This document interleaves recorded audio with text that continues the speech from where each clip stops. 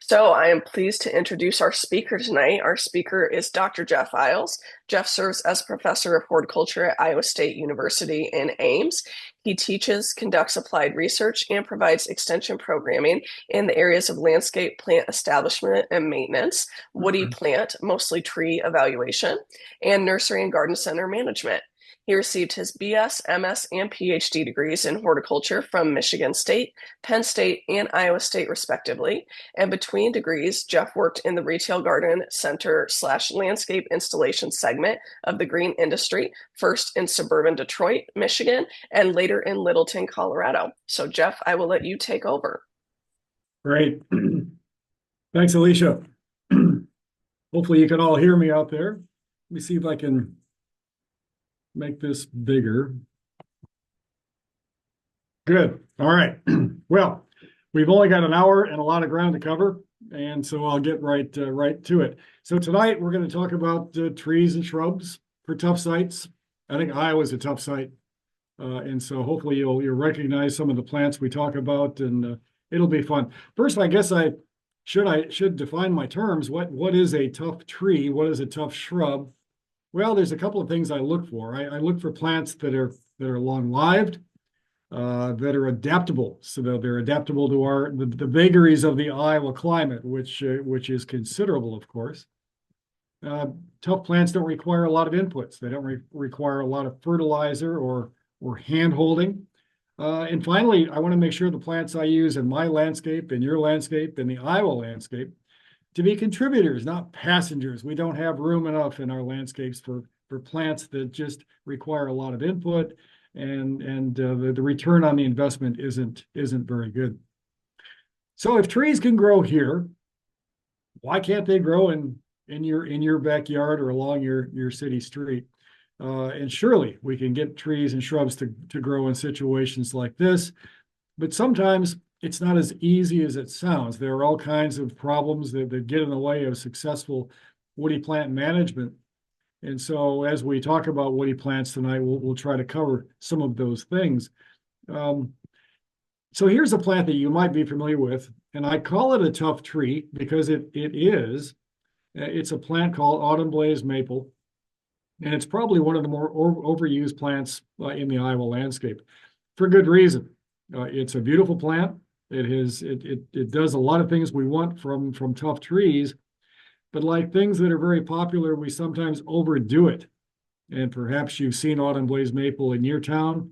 Perhaps you've seen them lining your streets, and that might give you cause for concern, as it probably should. So there's nothing wrong with autumn blaze maple. It's really not too bad of a plant. In fact, I shouldn't hedge like that. It's really a very fine plant, but it's being overused. And then, of course, the plant has been around for a number of years. And so as a plant matures in the landscape, you learn certain things about it.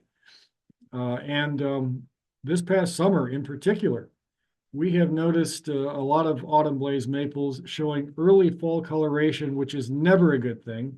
Fall color should happen in September and October, not in July and early August. And so here's a specimen my wife and I visited a few years ago up in Minnesota, and it was showing early fall color. But when you look at it more closely, we saw some bark splitting.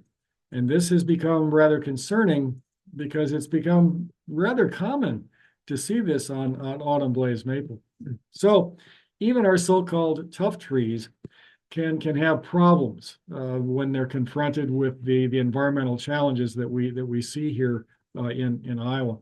This doesn't mean that we should call a moratorium, call a halt to planting all autumn blaze maple. But one of the things I hope you get from this lecture is that if we've overdone it on certain species and cultivars, maybe it's time to start looking at other things. And I hope to give you some ideas tonight of other plants that you might use and have great confidence in. And if we were sitting in a room together, and I wish we were, I would pose the question, well, what is your favorite go-to tree species or cultivar? What trees and shrubs have you used with great success that don't complain too loudly, that they do a good job for you? And maybe you can add some of those into the chat. I'm always interested to know what people are planting out there in the landscape. But think about that. And there are some trees that are tough, that are really very nice plants, but they struggle for us in our climate. This is one of my favorite plants, and I've got a name here for you. It's a Nyssa sylvatica. The common name is black gum. Black gum is a native plant, not to Iowa, but native more to the southeastern part of the United States.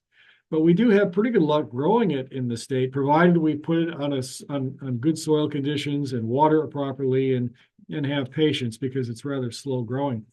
But if you find a good site for it and have patience, you'll be rewarded with this plant that has outstanding fall leaf color. This particular selection called Afterburner, I have in my backyard, and man, it just lights up the landscape every fall.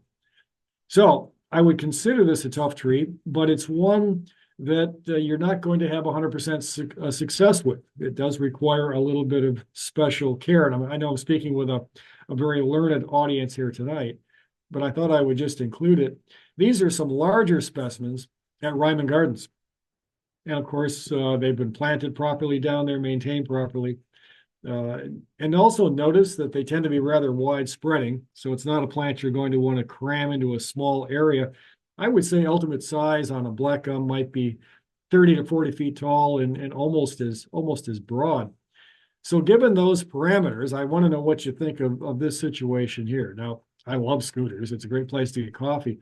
But they have chosen, at least the landscape designer chose to use Nyssa sylvatica right outside the front door in some rather cramped spaces.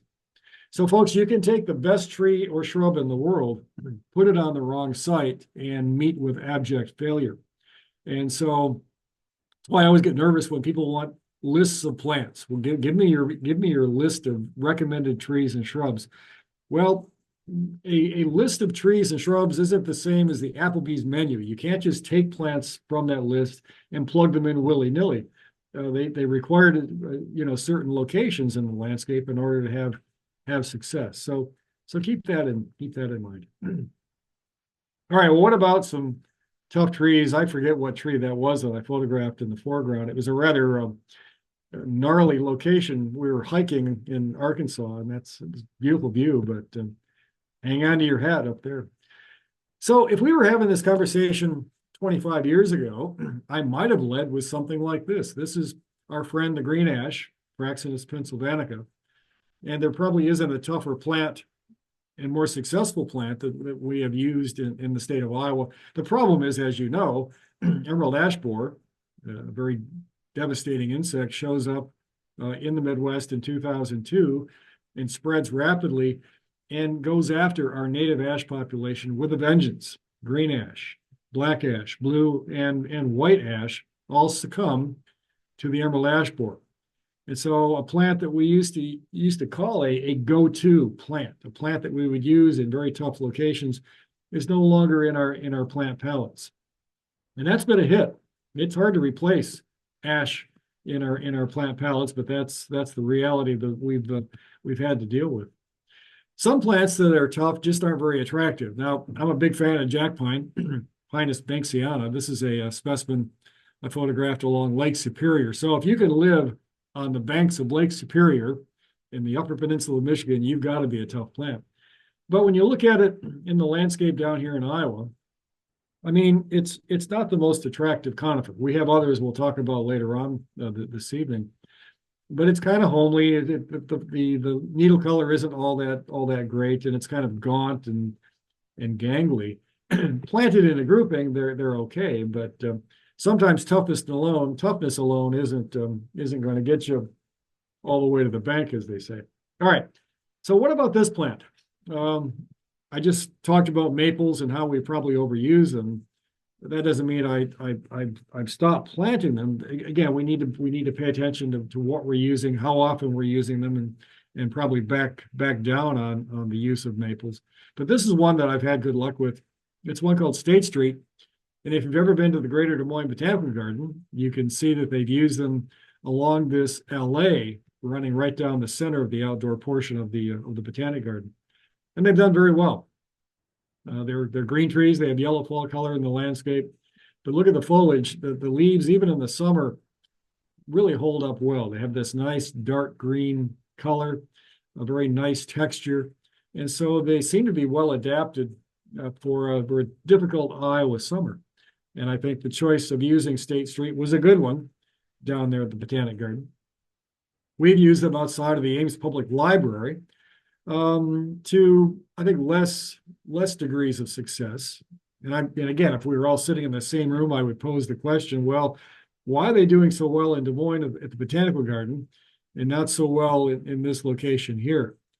And again, you've all had great training through the Master Gardener program, and you would probably identify some serious environmental stresses going on this site. Can imagine the heat in the summer, both above ground and below ground, high temperatures, probably some drought stress thrown in for good measure. And when you do that, when you subject trees, even tough trees, to that kind of environmental stress, you're going to have poor performance. And so that's what you see on the screen there. Is there a perfect tree that you could use in a site like this? Or is this site, are we just asking for trouble trying to grow trees here? Well, I mean, there are some old standbys. There are honeylocusts. Green ash would have been perfect, right? But honeylocust would be a species that we might have had better luck with here. Perhaps hackberry, perhaps some of the newer elms would have been a better choice. And perhaps that's what'll happen in this location. All right, a personal story here, folks. So I thought so highly of State Street maple that I planted it in front of a home I used to own here in Ames. Let me go back. I went too fast there.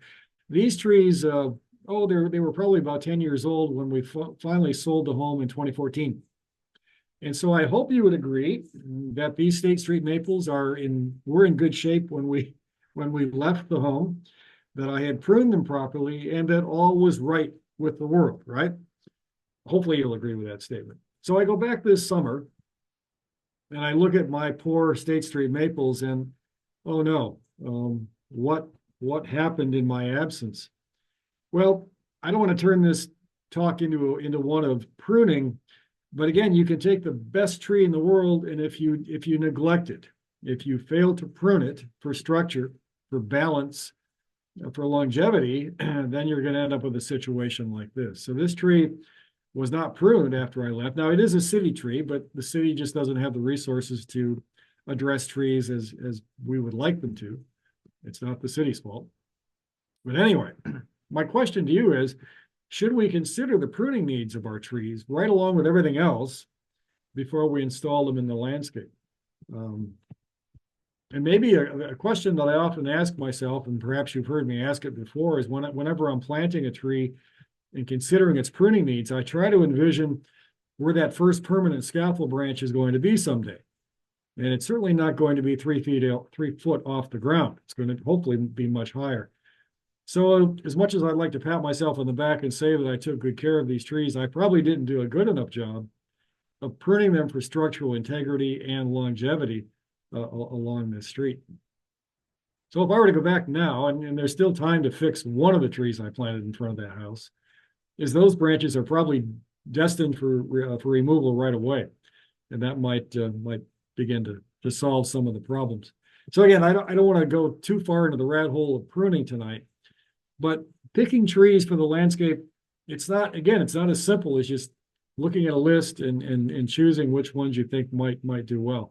There are all kinds of considerations that must be taken into account before installation. Well, let's talk about some good plants that I think are worth your attention. That's Dr. Todd West down there in the bottom left. He's a researcher up at North Dakota State and has introduced a new river birch called Dickinson. It was discovered in Dickinson, North Dakota, growing out in the middle of nowhere. And it has shown great environmental tolerances. It has shown tolerance to elevated soil pH. He trademarked it Northern Tribute, and it's a very appropriate trademark name. So we see a lot of heritage river birch in the landscape. That's a good plant. There are some others in the trade as well, but this one looks like a good newcomer to add to your list of birch trees. And of course, river birch is resistant to an insect called the bronze birch borer, a close relative of the emerald ash borer. And so that also is going for it. So, and beautiful bark, really nice, kind of a cinnamon brown peeling bark, very attractive. What about hackberry? Hackberry are plants that they're kind of lunch pail plants. They're not glamorous. They just are tough. They do the work and they don't complain too much. Pretty good lemon yellow fall color, but in general, they're just good, tough urban performers. They get large, and we need to take that into account. We don't want to get them too close to buildings and structures and even to the street. But hackberry do a pretty good job for us. They have this really cool bark. The bark looks, it's been called warty, W-A-R-T-Y, warty, and it's an appropriate descriptor. But hackberry can get very, very large.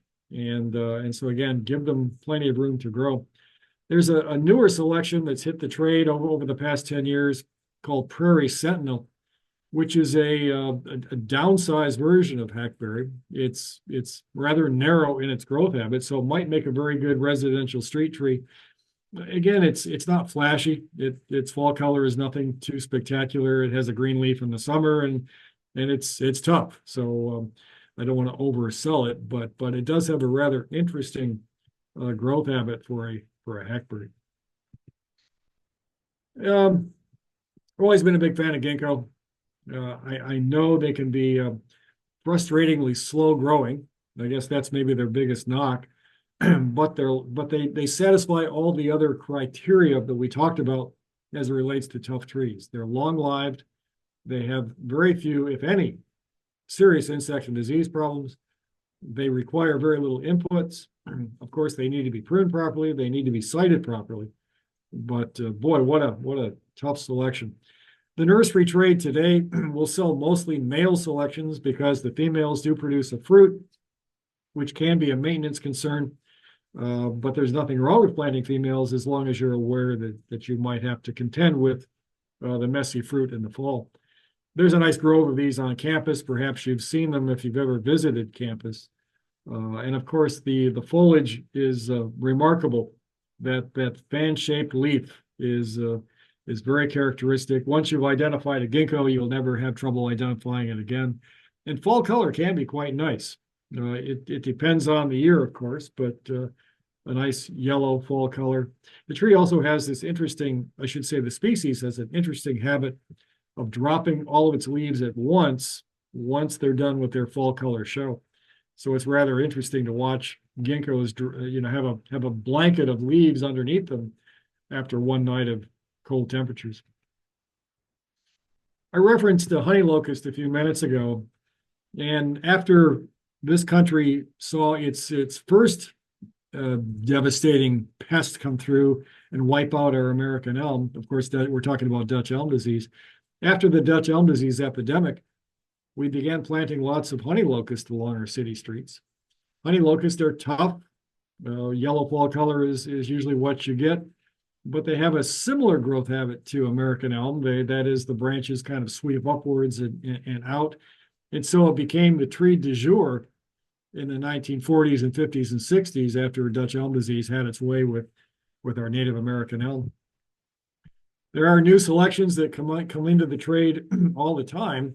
This is one called Northern Sentinel, which has really good cold hardiness, has good branching.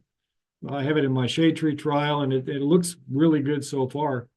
But it's just one of many very good honey locusts that you can find in the trade. But again, it is what you would consider to be a very, very tough, durable shade tree for the Iowa landscape. So I'm showing you a picture of Richard Karlovic Mack. He was a Russian botanist that spent a lot of time doing plant exploration in the Amur River region, which is between Russia and China. And as it turns out, the climate in that region is very similar to the climate here in the upper Midwest. Hot summers, hot to typically dry summers, cold, very cold winters. And so it stands to reason that if you do plant exploration and choose plants from that region, they might do very well if transported to the upper Midwest. And that's certainly the case with the plant that was named after him. So this is the Amur Maackia, referencing the region from where it came from and Richard Mack's influence. So the botanic name is Maackia amurensis, the common name Amur Maackia. It's kind of a medium-sized tree, still kind of obscure in the nursery trade, but it's one that I've always thought deserves greater use, greater attention. Here you see two of them side by side doing fairly well. What I'm showing you now is a picture of the foliage early on in the spring season. So as the leaves unfurl in the spring, they have this kind of grayish green color. It's really quite spectacular. So that's kind of fun. And then it flowers. You can see the flowers in the upper left picture there. Flowers in usually midsummer, mid to late July, which is also rather unusual. How many of your woody trees do you know flower at that time of the year? And an added benefit is the bark feature. Look at how the bark kind of peels and exfoliates away from the trunk. It has kind of a cinnamon brown color to it. So it's one of those plants that has something going for it throughout the year. And as an aside, I mean, it doesn't require much work, except in the pruning department. And let me put that caveat out there. But it doesn't require a lot of fertilizer. In fact, it fixes its own nitrogen, which is an added benefit. But requires very little fertilizer, if any at all, and just is a good solid performer. So you might want to consider Amur Maackia. It is in the trade. It might require a little hunting to find it, but it is out there. Here's kind of a sad story. I don't want to bring the room down tonight, but Quercus bimondorum, that botanic name indicates a hybrid, an oak hybrid between English oak and white oak. So when you put those two species together, and they will cross, I mean, they're from different parts of the world, but they will cross. A new selection was introduced, 15, 20 years ago called Midwest, trademarked Prairie Stature. And here is my lone specimen at the Hort Farm. But just a wonderful tree. And for an oak, it really grows quite quickly. So it's tough, it grows fast, has wonderful bluish green colored foliage in the summer. And I hope I've got a good picture of the fall color. There it is. So it's kind of reddish orange, which it gets from the white oak parent. What a fantastic plant. And so when people come to me and they want to know, well, what can they plant except besides maples? One of the first trees out of my mouth is prairie stature oak. And again, people are surprised when they learn how fast growing it is. Unfortunately, one of the major suppliers of prairie stature oak has decided to discontinue it because of lack of demand, which blew me away because, well, and I realize that the Iowa market's pretty small, but I recommend this thing all the time. So I put in a plea with them to reconsider. Hopefully they will. But if you find prairie stature in the nursery trade this summer, you might want to grab one or two because they might be disappearing. Kind of like the price of eggs, they just keep going up. But with any luck, this thing will not disappear from the nursery trade. I think it'd be a tragedy if it did. Another oak that I've always liked, and it's one you might not have heard of before, is the shingle oak, Quercus imbricaria. It is a tough character. The wood is very tough. The tree has no problems at all. Yes, oaks have acorns and they drop on the ground, and so that could be a problem. But really a tough tree. And look at the leaves on shingle oak. They don't look like a typical oak leaf, right? They're more linear with a very smooth margin. You don't see the lobing that's typically associated with oaks. But boy, when you talk about a tough tree, Quercus imbricaria certainly fits that description. And we can't go the night without at least mentioning bur oak, which I've always thought of as being the state tree of Iowa. So Quercus macrocarpa. This is a specimen out of the ISU Horticulture Research Station that we think is at least 200 years old.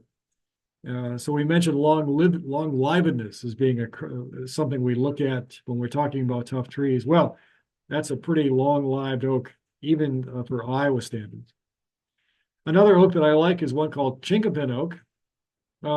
Perhaps you've seen oak trees that turn yellow on soils with high pH. Well, that won't happen with chinkapin oak because it doesn't mind elevated soil pH. So another one that you might consider. We have one on campus that has this large limb that hangs out over the sidewalk. It's really quite picturesque. Quercus, Eulenbergia. We worry about, I've always liked lindens. Lindens have very fragrant flowers in June. They have nice green leaves. They do produce some things that drop on the ground that can be an annoyance. But people get worried about lindens because of Japanese beetles. And that might be reason enough to keep looking when you're looking at shade trees. But I don't know. The Japanese beetle population goes up and down. This past year, it wasn't very bad at all. And so I'm willing to give American linden and little leaf linden another chance. I think they're useful plants. And again, if we're trying to diversify the urban landscape, it's pretty hard to ignore them. So you might want to give these plants another shot. But if you're deathly afraid of Japanese beetles, then you might consider silver linden, which shows better resistance to Japanese beetle infestation.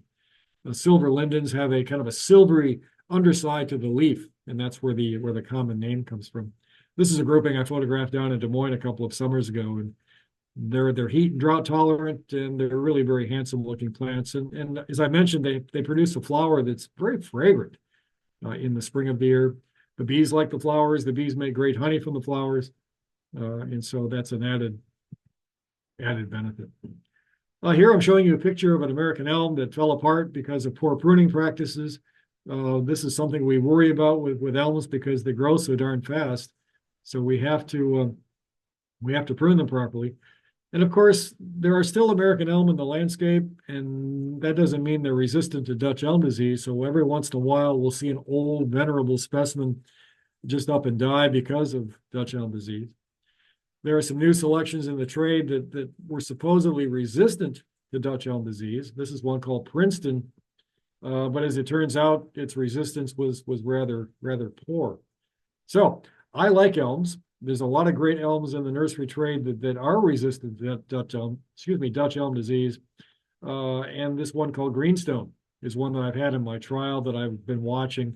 Again, tough, durable tree, grows fast, and has wonderful leaf quality in the summer of the year. So think about that. We've got a few conifers to talk about. This is a European larch. European larch are big plants.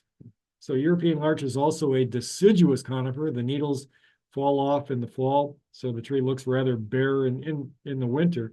But what a wonderful plant. And if you've ever been to Central Campus here at Iowa State, you've probably seen the large European larch that we have on Central Campus, right along with our Norway spruce, the Picea avi. Some of these are over 100 years old.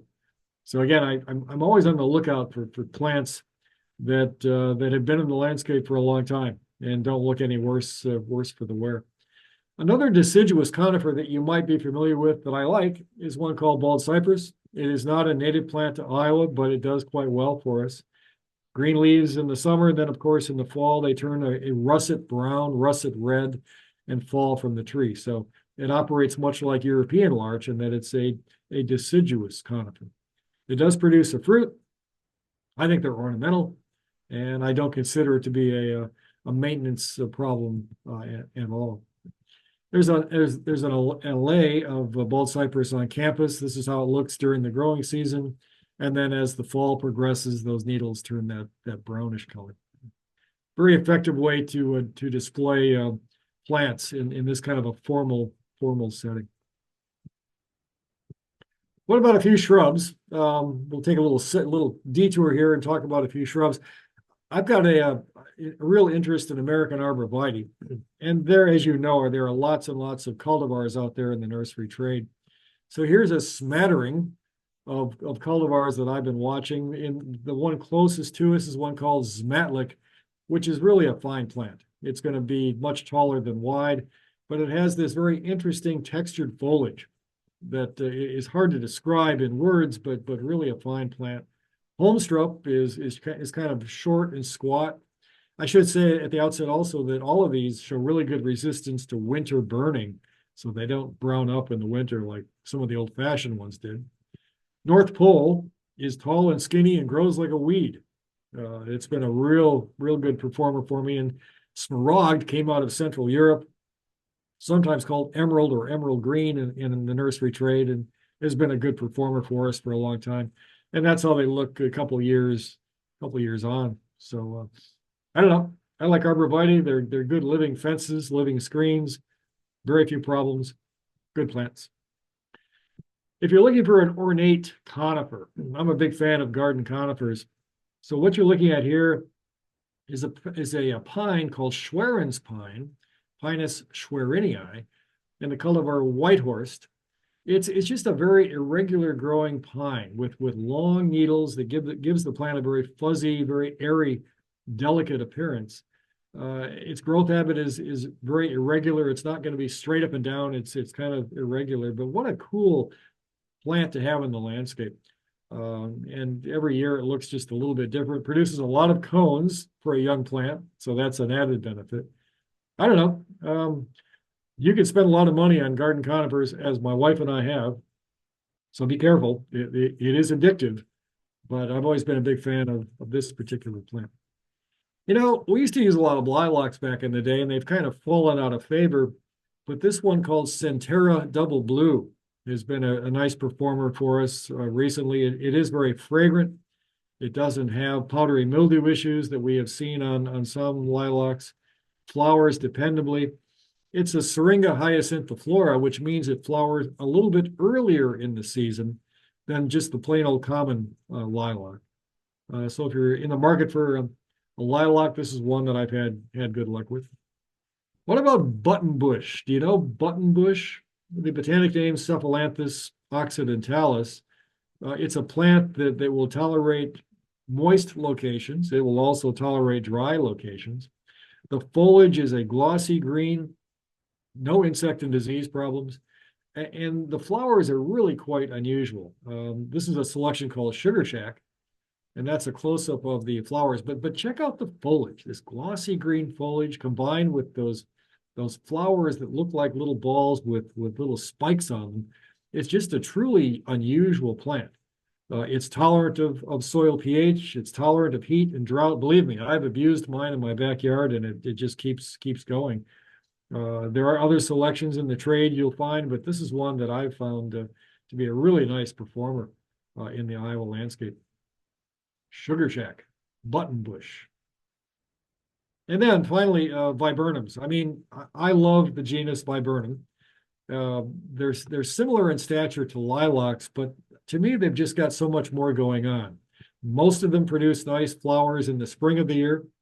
They have a tough, nice green leaf in the summer, and some produce really nice fall color. And if you're lucky, you'll get a display of fruit that can be second to none.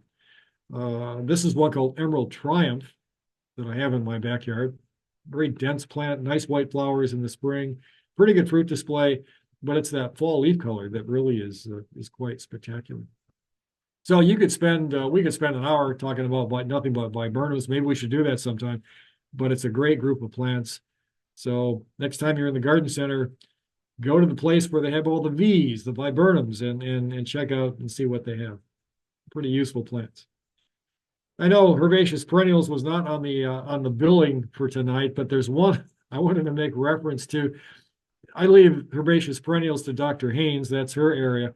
So I try to stay in my lane, but this is one that I have really found favor with. So it's the plant in flower right there I want to draw your attention to. And the plant is called gas plant, Dictamnus albus. And it gets the name because you can actually take a match and hold it near a flower, and the flower will it exudes a volatile, and the flame will actually expand. So I don't recommend you go out and light your plants on fire, but it is interesting how the plant exudes this volatile chemical, and it's quite aromatic. But I think because of that, insects and diseases leave this thing alone. So it's tough as nails. It comes back reliably from the ground every spring. And I've planted lots of these in my yard, and they've all done very well. But just a really, really cool plant. Now, when it's done flowering, there isn't a whole lot to look at, but that's okay because you've got other things to kind of take its place in the landscape. But what an interesting plant. All right, to wrap up with my formal comments, I want to talk about just a few small stature trees. We talked about some shade trees, but what about the smaller stature trees? This is a plant of maple called three-flower maple.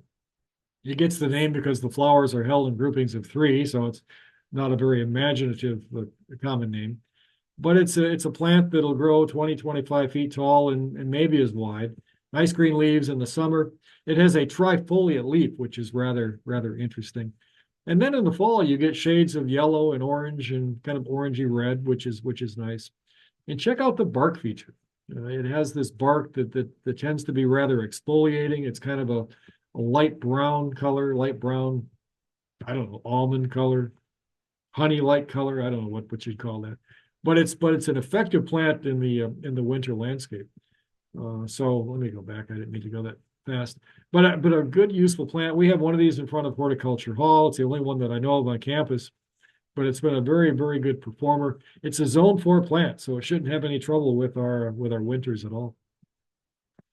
And then a couple of years ago, there was a slew of decorative hybrid maples that were released into the nursery trade. And these things, I think, have just been outstanding performers.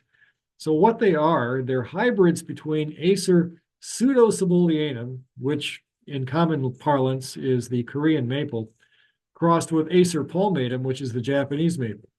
So you cross Korean with Japanese maples, and you get this tough as nails group of decorative plants that don't mind the cold, don't mind the heat, have nice foliage in the summer, but have this wonderful fall color display. And I planted 3 of these in my yard. So this one is called Arctic Jade.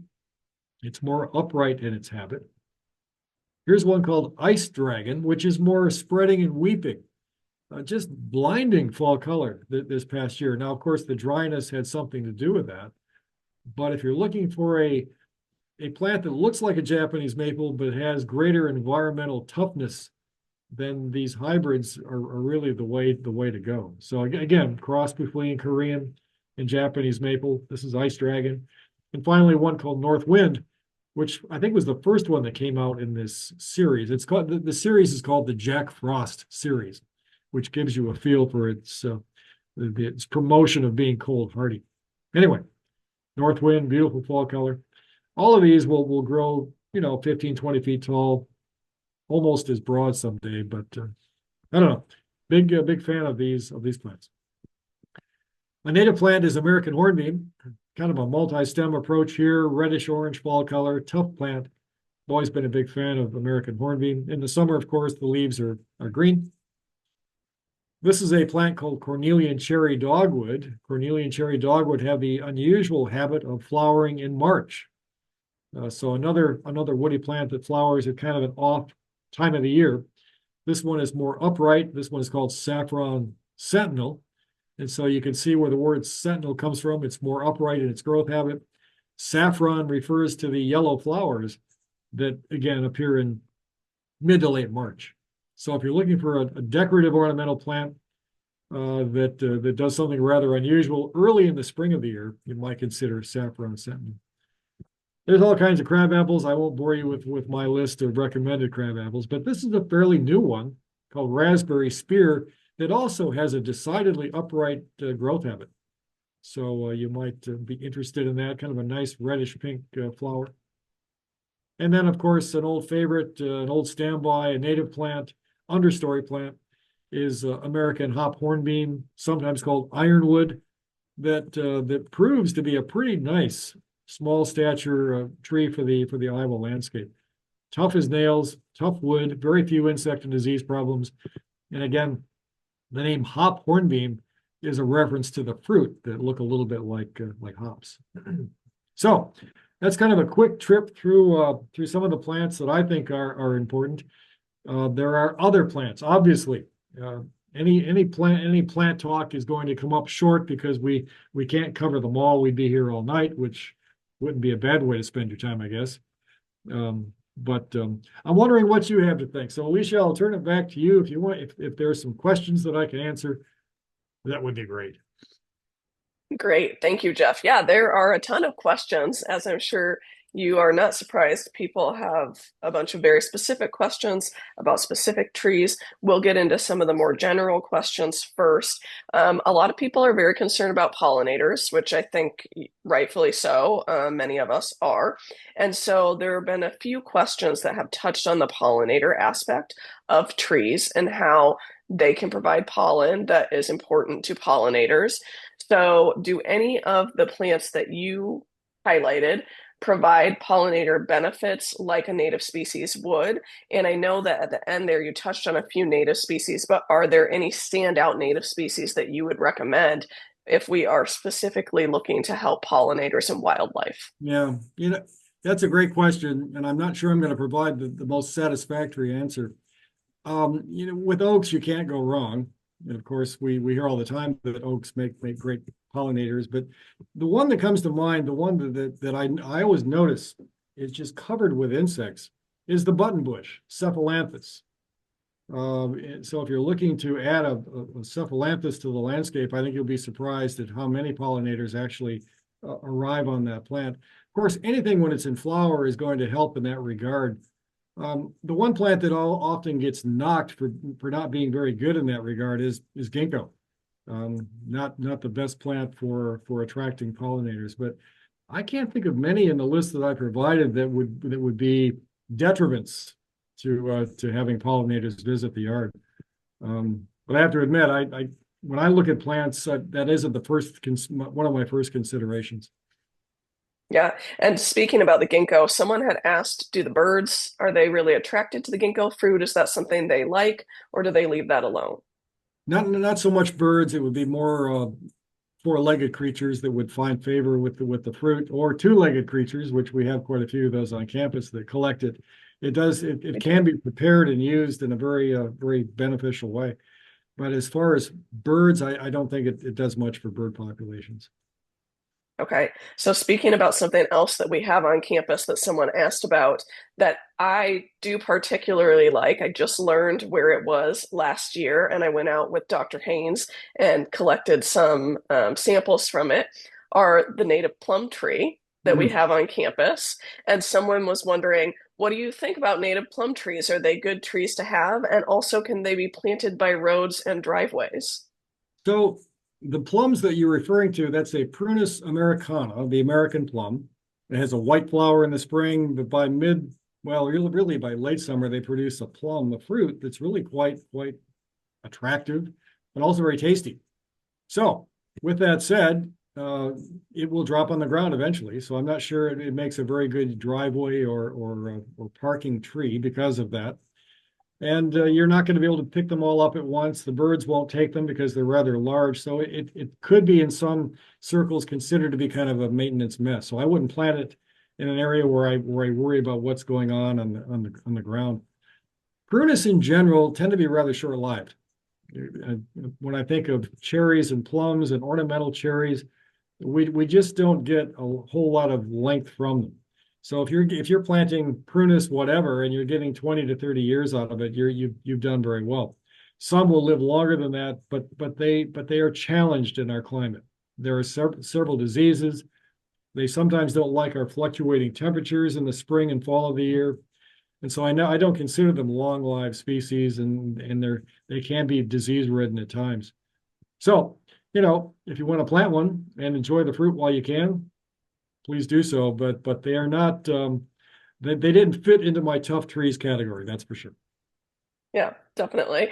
Um, We also had some questions. You just mentioned our climate and how it changes, it fluctuates. So we did have some questions about this warm winter that we've been having this year. And particularly, I know you don't want to go too much into pruning because we could spend days talking about pruning, but someone had asked about Korean lilac and flowering pear, and if it is too warm to prune those this winter. And I guess along with that, I would just say, we always get questions about oak trees and pruning your oak trees in the winter. So anything that you would like to say about that topic? Yeah. Well, let's hit the oaks first. Of course, we only prune oaks during the dormant season, and so we are right in the middle of that.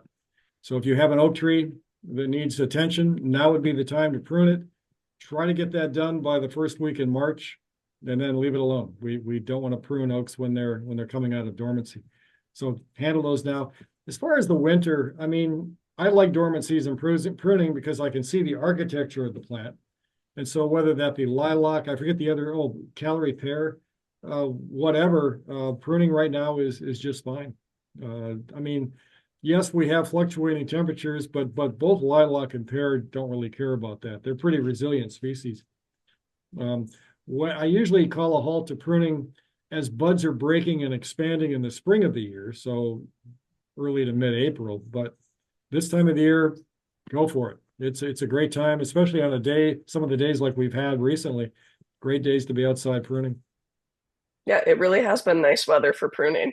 Another question. So you talked about some of the animals that might frequent some of our trees and bushes, and I'm sure you knew that we would have to talk about deer at some point tonight. Right, So right. someone was asking for recommendations of arborvitae that deer don't want to snack on, and also someone said that they heard that arborvitae don't handle heat well. So, what are your thoughts about both of those Well, issues? it'd be risky for me to say any plant is resistant to deer because I don't know of any. Maybe Colorado spruce, but I think when pressed, and they're just ornery enough to eat just about anything.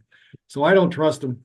If I have young arborvitae in the landscape, I'm probably going to protect them. I use metal T-posts and chicken wire, and I physically exclude rabbits and deer that way. I don't trust the repellents. You never know when they've worn off their effectiveness. So I wish I could say that cultivar A was resistant to deer predation, but I don't feel comfortable saying that. So get out your metal T-posts and chicken wire. Every fall, I'm outside protecting my plants, mostly from deer in my yard. Excuse me, mostly from rabbits in my yard, but from deer as well. I forgot the second part of your question, Alicia. What was? Someone said that they heard that the arborvitae don't handle Oh, heat well. right. Well, and what does that really mean? We've had a couple of summers with very high temperatures. We've had some drought conditions. Um, yeah, those arborvitae could suffer from prolonged periods of heat and drought. I mean, they're not immune to that. But hopefully in our landscapes, we can provide at least enough supplemental water to keep them out of trouble.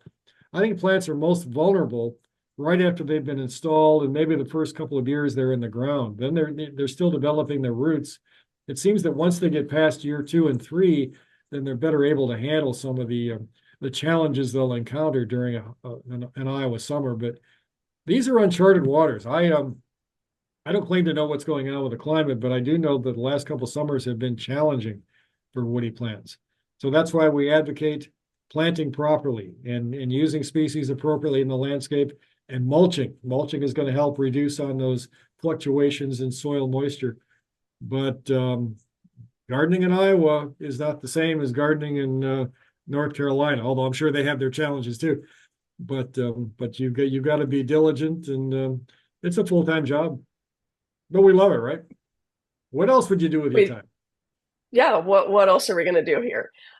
So speaking of some of those challenges that our trees are going to encounter, very early on in your presentation, you talked about bark splitting, and Yeah. that brought up a lot of questions about what causes this bark splitting, what should we be watching out for? So do you want to talk more about what might cause that stress? Yeah, I wish we knew exactly what was causing it. We've seen it a lot on autumn blaze maple.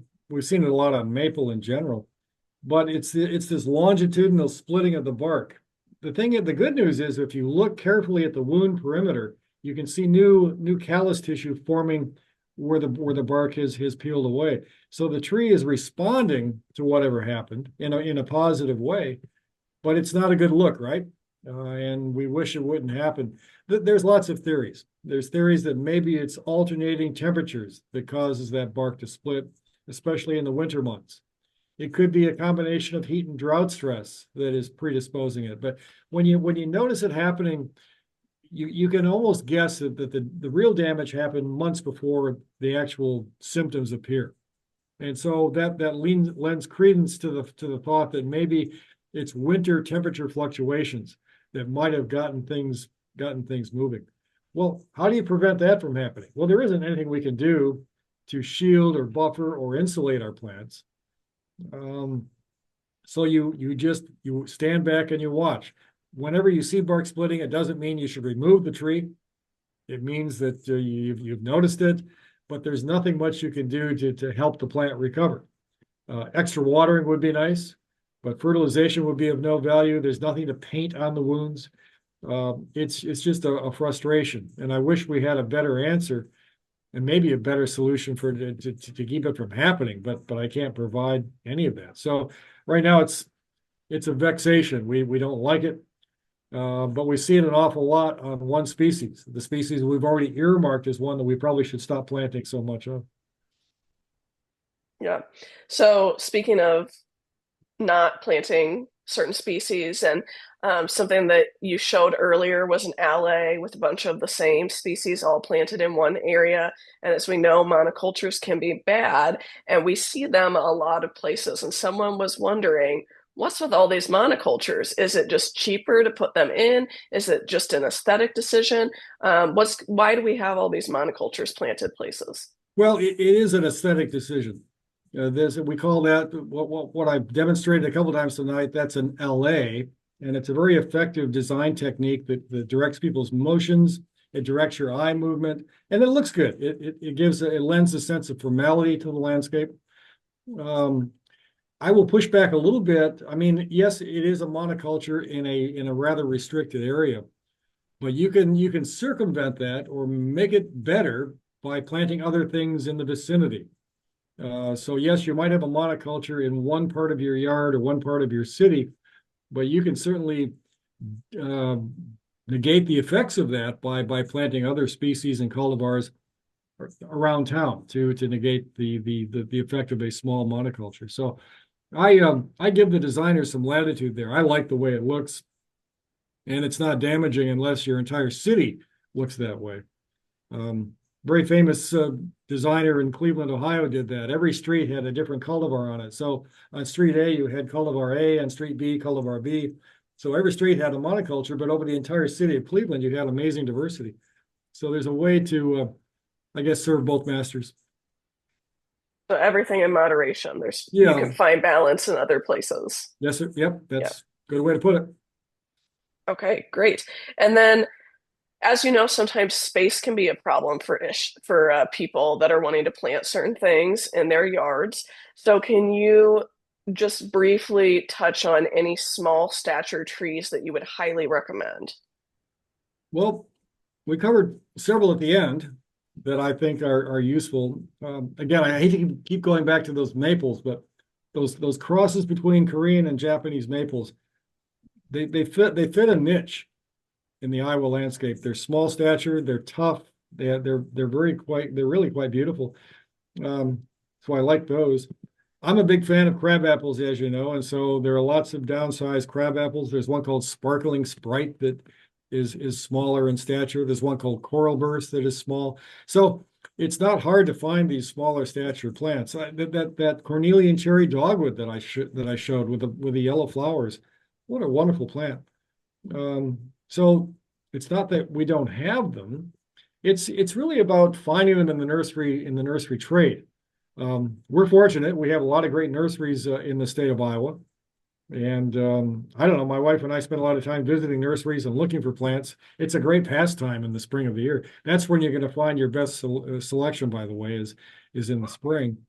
So I don't think you can say there's a paucity of selections out there, but just keep searching. And then don't forget about your conifers. There's an amazing array of conifers that'll fit well into smaller yards too. Great. I have a few more questions to ask you, but while I do that, I am going to share my screen, and some people know what's coming. And this is just our QR code that goes out to our survey. That if you would please take our survey and let us know what you thought about this webinar series, we would greatly appreciate that. If you're in the Zoom room, that will also pop up for you when you leave the Zoom room this evening. So if you can't get the QR code, there will be a direct link that will take you there as well. And while we're on that track of some of the plants that you had mentioned towards the end. I believe the ice dragon was one of those hybrids that you had mentioned. And someone wants to know, are those wind tolerant in rural areas? You showed it kind of in it looked like more of a suburban landscape. Yeah, that's my front yard. So yeah, I mean they're tough to a degree. I'm not sure I'd want to plant them out in a very windswept landscape. For one, I think there's an issue of scale there. You wouldn't want to plant a small stature tree out in the middle of nowhere. So short answer to that question is I would probably give them more of a protected site, especially if you're on a like a farmstead or a place where it could be very, very windy. So an eastern exposure, a courtyard, somewhere where you're going to get a little more protection, or maybe where you plant other large plants around it to give it some shelter. Okay. And then you talked a little bit about Dutch elm and Dutch elm disease.